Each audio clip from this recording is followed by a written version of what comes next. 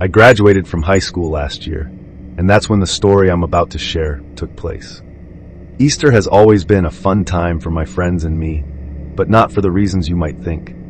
We've outgrown those childish Easter egg hunts, and I honestly cringe when my parents make me join one with my younger cousins. A few years ago, I can't remember exactly when my friends and I came up with a fun twist on the typical egg hunt. We created our own game that's a mix of manhunts and an Easter egg hunt. It's two teams, like in manhunts, but the seekers also have to hide and protect a few eggs. If the hiders manage to capture all the eggs, they win. And if the seekers don't find all the hiders within a certain time frame, the hiders win too. There are some extra rules, like how seekers can't camp near the eggs, but that's not crucial to the story. It was the Thursday before Easter, and school was canceled the next day for some reason, so we decided to have a sleepover that night. It was me, Jake, Race, Chuck, Arthur, and Raz. Raz wasn't his real name. His last name was Razzie, but everyone called him Raz. His family had the biggest house, so we always hung out there. He lived in the middle of nowhere, and his backyard bordered a nice wooded area. Plus, his parents were out of town until Friday night, so we'd have the place to ourselves. We were just hanging out, playing video games in his basement, when Chuck suggested we play Manhunt. Everyone was on board, so we gathered up flashlights from Raz's garage. We used a random number generator on Jake's phone to pick teams, keeping it fair and unpredictable. I was on a team with Chuck and Raz, while Jake and Arthur were hiding. Raz's mom had a bunch of plastic eggs upstairs, so we took a few and headed outside. We'd played in that yard many times, so we knew the layout well. The far boundary was the fence line, with a creek and a slope leading down to Raz's neighbor's horse pasture. We set timers on our phones to give the hiders enough time to hide and ourselves time to stash the eggs. Once 10 minutes passed, the game officially began. Oh, and I should mention that while the sun had set, it wasn't completely dark yet. We all split up to cover more ground. I veered left into a dense patch of trees while Raz and Chuck went the other way. I kept my hand over my flashlight, skimming the ground every few steps to avoid tripping, but I mostly relied on the moonlight. The game was much more fun when it felt like you were sneaking around. Plus, if any of the hiders saw a flashlight beam coming toward them, they would just take off. A few minutes in, I thought I saw something move about 20 or 30 feet ahead. At first, I wasn't sure if I was imagining it, but then I spotted it again. I immediately turned off my flashlight and froze. Someone was crouching behind a tree. Whoever it was must not have seen me, otherwise they would have bolted. They were completely still, and I guessed it was Race, who always picked spots close to the seekers, thinking no one would expect it. I decided to sneak up on him. I crouched down and moved slowly to circle around behind him. When I got close enough, I lunged forward, tapped him hard on the shoulder and yelled, "Gotcha!" But as soon as he turned around, a wave of fear washed over me. It wasn't one of my friends. It was a grown man with slicked back hair and wide open eyes, as if he were on drugs. His clothes were torn, and he smelled terrible. I was so shocked that I didn't even react immediately. Before I could do anything, he tackled me to the ground. I screamed as I hit the dirt, but before I could yell again, his hands were around my throat, pressing down with all his weight. At that moment, I genuinely thought my life was over. I couldn't breathe and lacked the strength to overpower him. Then, out of nowhere, he stopped. Out of the corner of my eye, I saw a flashlight beam bouncing off the trees behind us. One of my friends must have been running toward us. The man must have seen the light too, because he jumped up without a word and ran straight into the woods, disappearing almost instantly. I lay there gasping for air, too stunned to move. A few seconds later, Chuck reached me, helped me up, and said he saw the whole thing. I wanted to chase after that guy, but Chuck insisted that was a terrible idea, so the two of us ran back toward the house. Chuck called the rest of the group and told everyone to return to Raz's house immediately. Once we all reconvened, I recounted what had happened, and Chuck filled in the gaps. As everyone started talking over each other, Arthur said something that silenced us all. He mentioned that before the game even started, before the initial 10 minutes were up, he saw two people walking through the trees near where he was hiding. They were moving slowly, like they were scouting or waiting for something, and he had gotten annoyed because he thought it was two seekers breaking the rules. Chuck, Raz, and I exchanged glances and shook our heads. None of us had been walking together, and there was no way we could have reached their side that quickly. The realization hit us all at once. If it wasn't any of us, then there were at least 3 other people out in those woods that night, one who attacked after my attacker. He might have saved me from an ambush. I insisted we needed to call the cops since I had literally been attacked. But Raz interrupted me, his demeanor suddenly serious. "No, we're not calling anyone," he said. When I asked what he meant, he explained he was technically grounded and wasn't allowed to host anyone while his parents were out of town. Involving the police would land him in serious trouble. I argued that this was a serious situation worth reporting, but he stood firm. The rest of the guys felt stuck. No one wanted to put Raz in a difficult position with his parents, but it was clear they were struggling to ignore what had happened. Eventually, I relented and agreed not to call the police, deciding we should just try to enjoy the rest of the night. Still, I was seriously shaken. I went to bed early that night and left Raz's house the next morning before anyone else woke up. This might surprise some of you, but I actually wasn't too affected by the experience.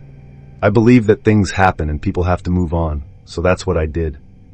About a week later, Raz mentioned he felt bad about leaving those Easter eggs out in the woods, so he went to collect them, even though he was terrified.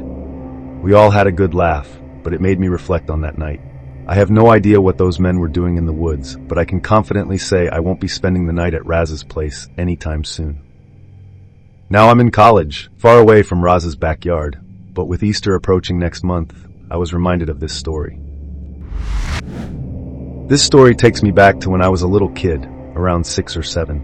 My family has always been deeply religious, which made Easter a significant occasion for us, much like our other major religious holidays. In fact, Sundays felt like special days too, thanks to how my parents treated church. It's amusing to think that some of my earliest memories revolve around church activities. What I want to share happened on Easter Sunday. The services that day were much longer than usual, but I didn't mind. My parents instilled a love for Christ in me from an early age. After the service, we had Sunday school, referred to as CCD, at our church.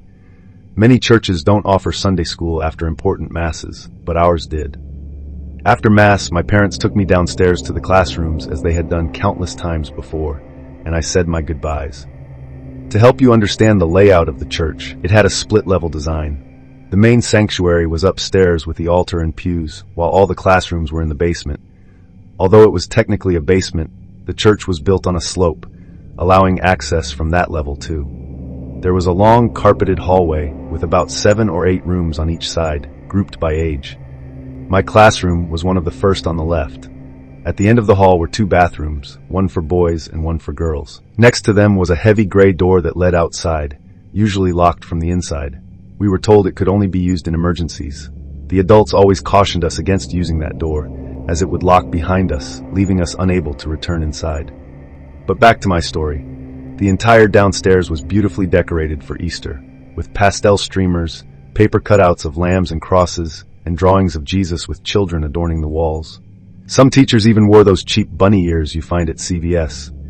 It felt more festive down there than it had upstairs during the Mass. All the kids were in high spirits, likely excited about the egg hunts planned for later. Normally I would wait until class ended to use the bathroom, but after the unusually long Easter service, I couldn't hold it any longer. I raised my hand, asked to go, and the teacher kindly apologized to me. The bathrooms were just 15 feet down the hall, and it was common for kids to go by themselves. They always said if we took too long, someone would come check, but I don't recall that ever actually happening. So, I quietly slipped out while the rest of the class colored pictures of the empty tomb and Jesus rising from it. I entered the boys' bathroom and closed the stall door behind me. It was quiet, but those bathrooms were old. All I could hear was the soft hum of the fluorescent lights and a faint teacher's voice echoing down the hallway.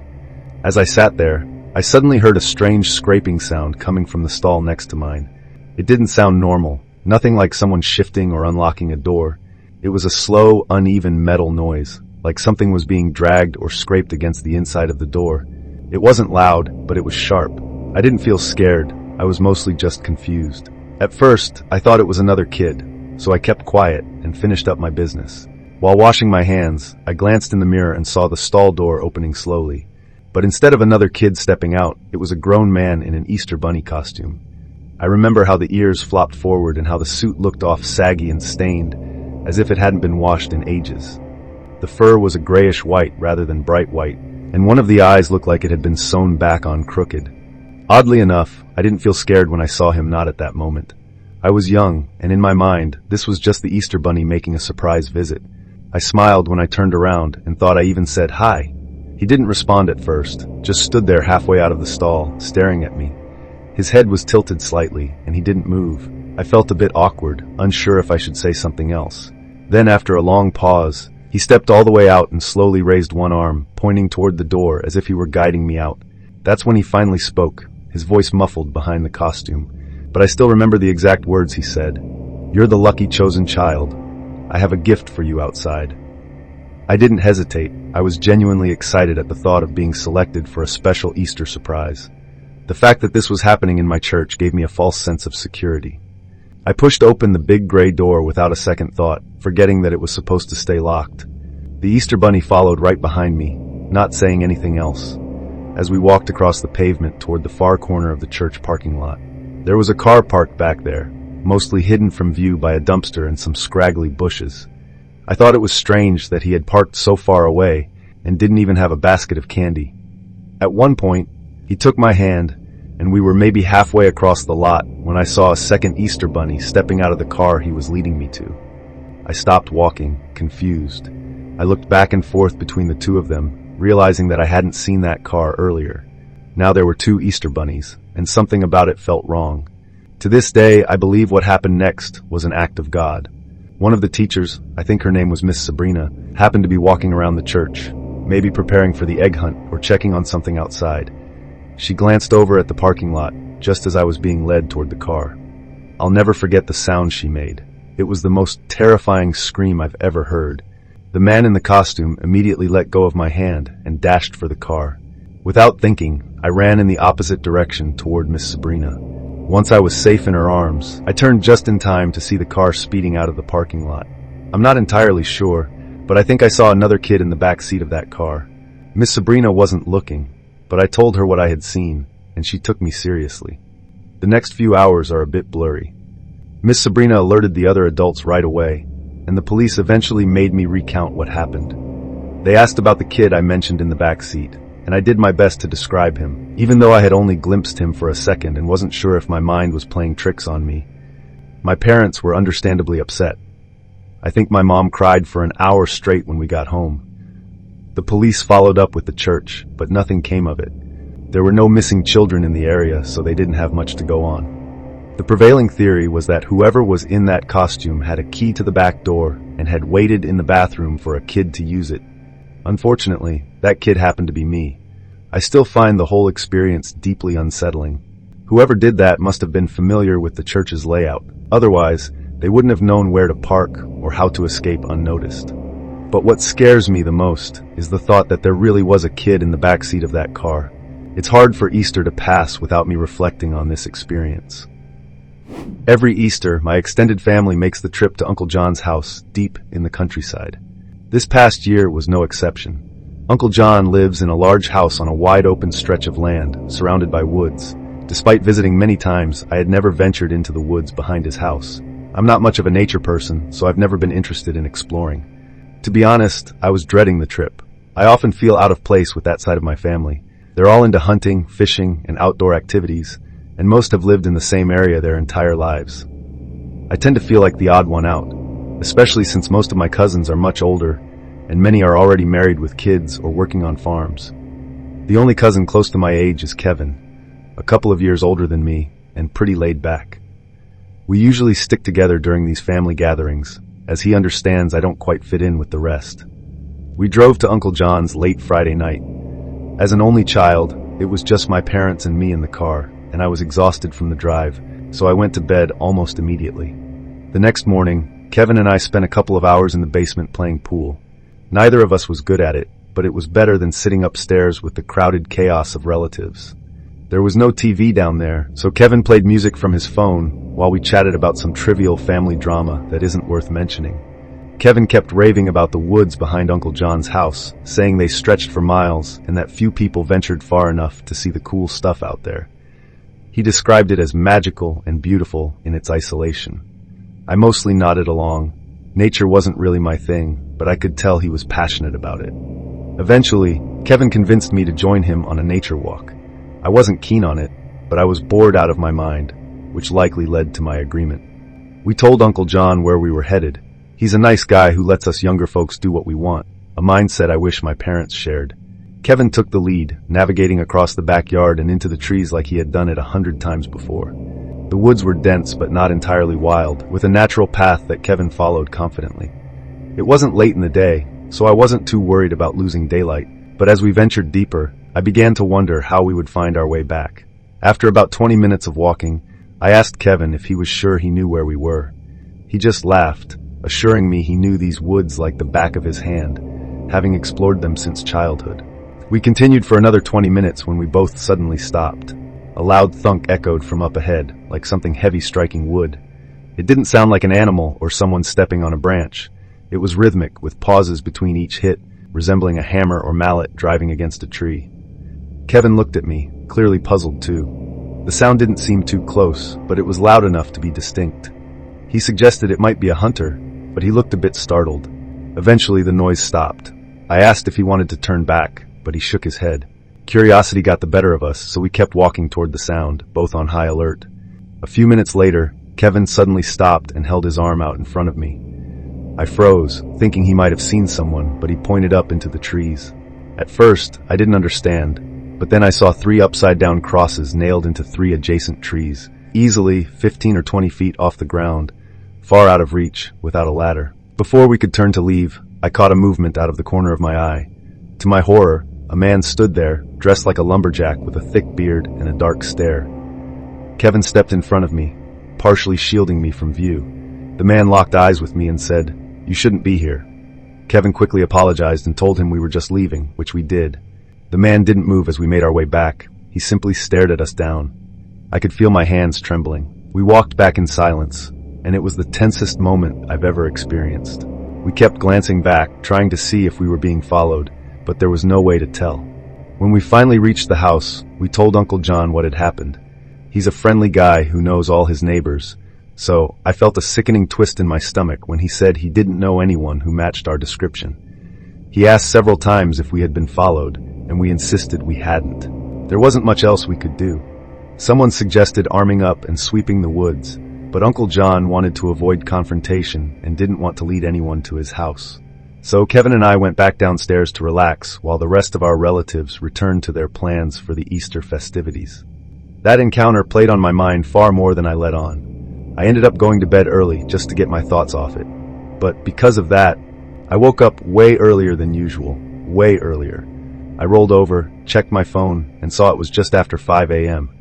The sun had just started to peek over the horizon, but it was still mostly dark outside.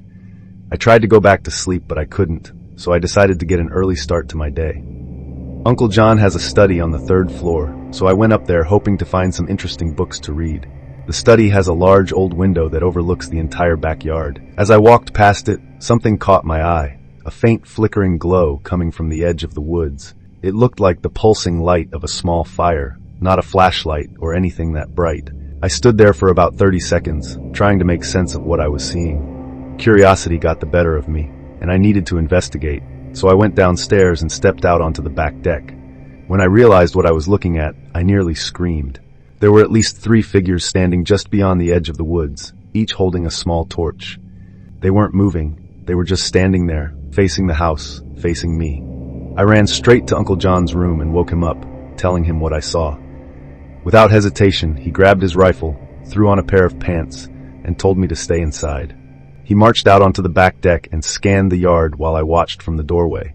By that time, those figures had retreated back into the woods. Without a second thought, he aimed his rifle into the air and fired 3 times. That woke up the whole house, and the next 20 minutes were complete chaos. I can't think of a worse way to spend an Easter morning. The whole holiday felt ruined after that, and everyone was on edge for the rest of the day. Eventually, it was time for my parents and me to leave, and I can't say I was upset about it. This was about 9 months ago, and Uncle John has since told us he hasn't seen or experienced anything strange.